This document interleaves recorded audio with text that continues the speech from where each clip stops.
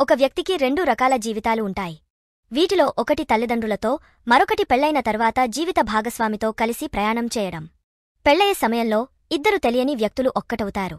మంత్రోచ్చరణల మధ్య, కుటుంబ సభ్యులు, స్నేహితుల మధ్య వీరి బంధం ఏర్పడుతుంది. ఇంతటి పవిత్రమైన బంధం శాశ్వతంగా ఉండాలని ఎవరైనా కోరుకుంటారు. కానీ పెళ్లైన తర్వాత కొందరు దంపతులు వారి మధ్య ఈగో రావడంతో ఒకరిపై ఒకరు పెత్తనం సాగించాలని అనుకుంటారు. మరికొందరు మాత్రం ఒకరినొకరు అర్థం చేసుకుని ముందుకు సాగుతారు. ఒకరి తప్పులను మరొకరు మన్నించుకుంటూ కలిసి మెలిసి జీవించడం వల్ల ఎంతో హాయిగా ఉంటుంది.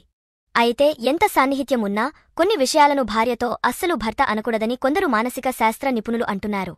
ఈ చిన్న మాటల ద్వారా మొగుడు పెళ్లాల రిలేషన్ దెబ్బతింటుందని అంటున్నారు.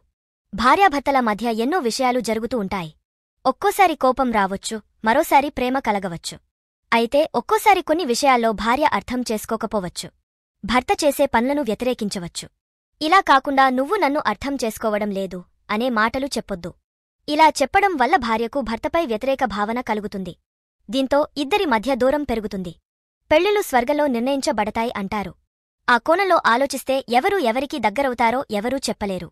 దీంతో ఎవరినైతే పెళ్లి చేసుకున్నారో వారితో హ్యాపీగా ఉండడం వల్ల ఎలాంటి నష్టాలు ఉండవు. అయితే దంపతుల మధ్య చిన్న చిన్న మనస్పర్ధలు రావడంతో కొందరు ఇతరులను చూసి అసూయపడతారు. తమకు మంచి భర్త లేదా మంచి భార్య ఉండాలని ఆలోచిస్తారు. కానీ కట్టుకున్నవారితోనే ఆనందంగా ఉండడం వల్ల జీవితం హ్యాపీగా ఉంటుంది. అలా కాకుండా నీలాంటి వారిని పెళ్లి చేసుకుంటానని అనుకోలేదు, నీకంటే వేరే వారు బాగుంటారు అనే మాటలు అనొద్దు. దంపతుల్లో ఇద్దరూ సమర్థవంతంగా ఉంటారనడానికి ఆస్కారం లేదు. వీరిలో ఒకరు తెలివిగలవారు ఉండొచ్చు, మరొకరు కాస్త వెనుకబడి ఉండొచ్చు.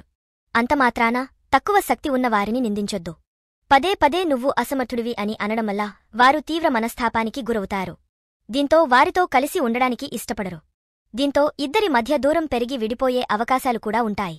రెండు కుటుంబాలు కలిస్తేనే దాంపత్య జీవితం ప్రారంభం అవుతుంది. కానీ కొందరికి కుటుంబ సభ్యులు అంటే నచ్చదు. వారితో కలిసి ఉండడానికి అస్సలు ఇష్టపడదు. ఈ క్రమంలో భార్య లేదా భర్త కుటుంబ సభ్యులను పదే పదే నిందించడం వల్ల మనస్పర్ధలు వస్తాయి. దీంతో ఒకరిపై ఒకరికి చెడు ప్రభావం పడుతుంది.